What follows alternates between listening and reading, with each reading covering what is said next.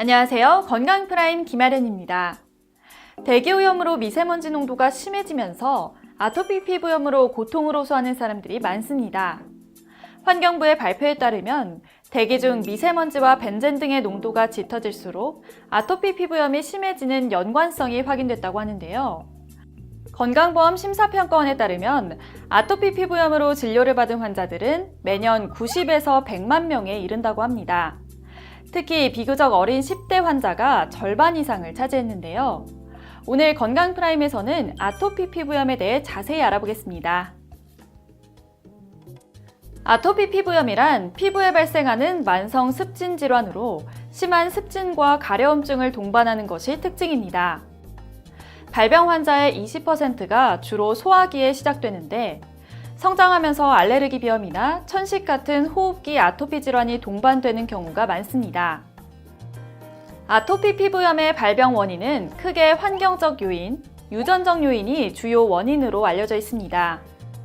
먼저 환경적 요인은 산업화로 인한 매연이나 환경 공해, 식품 첨가물의 사용 증가, 그리고 알레르기를 일으키는 진먼지 진드기 증가를 꼽을 수 있습니다. 그리고 가장 중요한 것은 유전적인 요인인데요. 아토피 환자의 70에서 80%가 가족력이 있고 부모 모두 아토피 피부염이 있는 경우 자녀의 80%가 아토피 피부염이 발생한다고 합니다. 그렇다면 아토피 피부염의 증상은 무엇인지 전문가를 통해 알아보겠습니다. 아토피 피부염의 증상으로는 제일 중요한 것이 가려움증입니다. 그리고 그 외에는 피부에 호발하는 부위가 나이에 따라서 바뀌게 되는데 어렸을 때는 유아기 때는 볼이나 아니면 팔 접히는 부위에 많이 발생하다가 그 다음에 나이 먹으면서 그 증상이 피부 병변이 팔이나 아니면 다리 펴지는 곳 아니면은 몸통 이런 것으로 바뀌는 것이 중요한 또 증상 중에 하나이고 이런 증상들이 계속 반복 재발하는 것이 아토피 피부염의 증상입니다.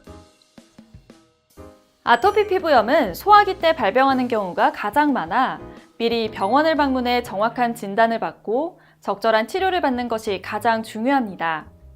특히 심한 아토피 피부염이 나타나는 아이들 중에 우유나 달걀, 혹은 분유로 인한 음식 알레르기가 원인인 경우가 있기 때문에 반드시 알레르기 검사를 통해 피해야 하는 음식이 있는지 파악하는 것이 좋습니다.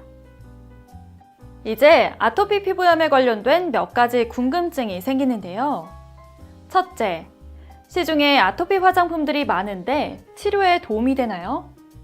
모든 것을 다 권하기는 어렵습니다.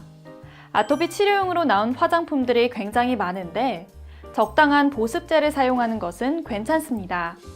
하지만 인터넷 카페나 블로그에서 판매하는 화장품들 중에 성분이 명확하게 표시되지 않은 제품들은 반드시 전문의와 상의를 하고 사용해야 합니다.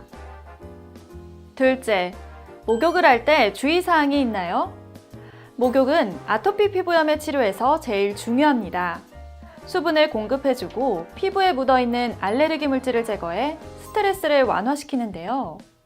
물 온도는 미지근한 37도 정도로 맞추고 목욕 후에는 수건으로 바싹 건조시키는 것보다 두드려 말리는 것이 좋습니다. 말린 후에는 3분 이내에 보습제를 충분히 발라주는 것이 중요합니다. 셋째, 아토피 피부염으로 인한 합병증도 있나요? 그렇습니다. 아토피 피부염을 앓고 있는 환자들은 피부에 포도상구균이 정상 사람들에 비해서 많이 살고 있어 포도상구균에 의한 감염이 흔하게 일어나죠. 또 굉장히 가렵기 때문에 긁다 보면 피부에 상처가 생겨 농가진 같은 화농성 피부 감염이 많이 생길 수 있습니다. 또 눈 주위로 습진이 많이 발생할 때는 알레르기 결막염이나 심한 경우 실명까지 나타날 수 있습니다. 아토피 피부염의 치료는 우선 집에서 할 수 있는 피부에 수분을 공급해 주는 것, 아까 말씀드린 목욕 아니면은 환경 조절, 그 다음에 보습제, 피부에 공급된 수분을 충분히 피부에 머금고 있을 수 있을 정도로 그 보습제를 충분히 발라주는 것이 집에서 하는 치료가 되고, 병원에 오시게 되면은 약물 치료나 아니면 몸에 바르는 국소 스테로이드 제제나 아니면은 먹는 항히스타민제와 같은 약들로 치료를 하게 됩니다. 지금까지 아토피 피부염에 대해 자세히 알아봤는데요. 소화기 때 많이 발생하는 질환이기 때문에 인터넷에 간혹 검증되지 않은 정보들이나 관련 제품들이 있습니다. 따라서 병원을 방문해 정확한 진단과 치료를 받는 것이 중요합니다. 단기간에 치료되는 것이 아니기 때문에 꾸준히 정기적인 치료를 받아야 한다는 점 기억하시기 바랍니다. 지금까지 건강 프라임 김아련이었습니다.